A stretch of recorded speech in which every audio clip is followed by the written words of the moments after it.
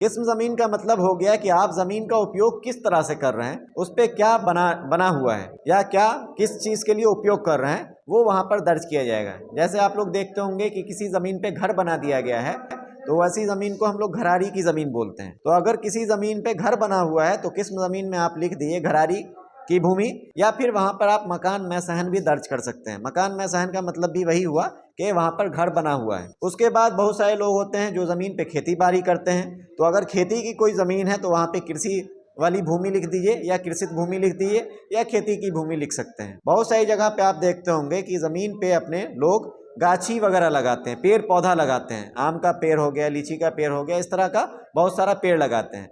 तो ऐसा अगर कोई स्थिति है तो आप उसको किस्म ज़मीन में बागीचा या गाछी लिख सकते हैं। बहुत सारे लोगों को देखते होंगे कि अपनी ज़मीन में पोखर वगैरह खनवाते हैं, मछली पालन करते हैं शौकिया, तो वहाँ पे पोखर खनवा लेते हैं। तो अगर वैसा कोई बना हुआ है